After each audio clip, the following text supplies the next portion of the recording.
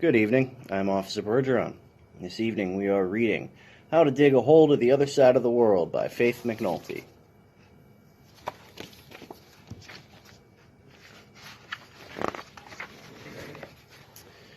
Find a soft place, take a shovel, and start to dig a hole. The dirt you dig up is called loam. Loam, or topsoil, is made up of tiny bits of rock mixed with many other things, such as plants and worms that died and rotted long ago. When you have dug through the topsoil, you will come to clay, or gravel, or sand. The digging will be harder. When the hole is 5 or 6 feet deep, you had better ask a friend to help. He can pull up the clay or gravel in a bucket while you stay at the bottom of the hole and keep digging. Sooner or later, you will come to rocks, all sorts of rocks. Big rocks, little rocks, granite, limestone, sandstone. If you started your hole in Africa, you might find diamonds. In Brazil, you might find emeralds. In other places, you might find coal, or gold, or silver. Wherever you dig, watch for old bones and shells. The bones of many animals, dinosaurs, giant tigers, turtles, and other creatures of long ago are buried everywhere. If you find some, dust them off carefully and save them. When you have dug about 50 feet down, maybe more or maybe less, you will come to solid rock. This is the rocky skin of the earth, called the crust. It is mostly granite. To dig through it, you will need a drilling machine. Start drilling.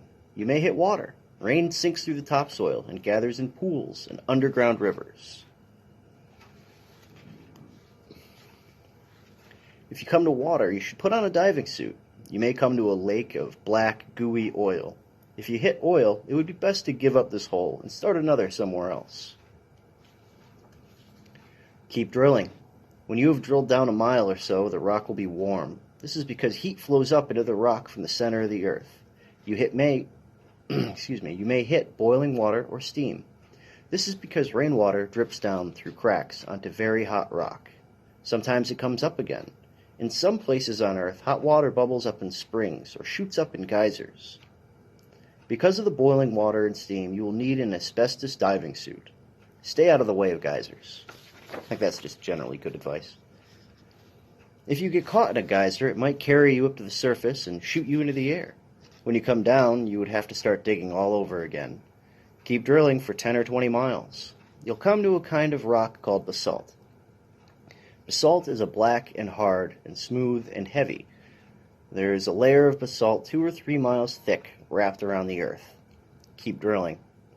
As you go deeper, the basalt will get hotter and hotter. It will get so hot that it will melt and glow dark red. Melted basalt is called magma. This is the stuff that sometimes shoots out of cracks in the earth and makes volcanoes. When it cools on top of the ground, it is called lava. Volcanoes are very dangerous. Be careful and don't get caught in one. Now that is generally good advice. To go through red-hot magma, you will need a jet-propelled submarine. It must have a supercooling system, a fireproof skin, and a drill at the tip of its nose. Your no spaceship must be very strong. An ordinary one would be squashed by the weight of the magma around it, or burned up by the heat. Down here, below the crust of the earth, it is hotter than any fire you ever felt, and it will get hotter and hotter the deeper you go. When you have gone down about 150 miles, you are in what is called the mantle of the earth.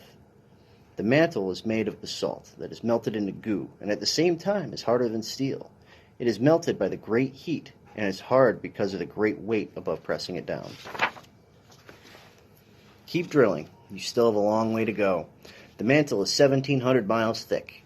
As you go down, down, down, in your fireproof submarine, you'll notice that the color of the mantle turns from red to orange to yellow. This is because it is getting hotter and hotter. At the bottom of the mantle, the temperature is more than 3,000 degrees Celsius. It is so hot that if your ship caught fire, it wouldn't even leave an ash. At the bottom of the mantle, you are more than halfway to the center of the earth. Now you must go through what is called the outer core of the earth. It is a mixture of melted rock and iron. It is 1,300 miles thick. It'll be hard going, but if you have come this far, you should keep on. You're getting very close to the center of the earth.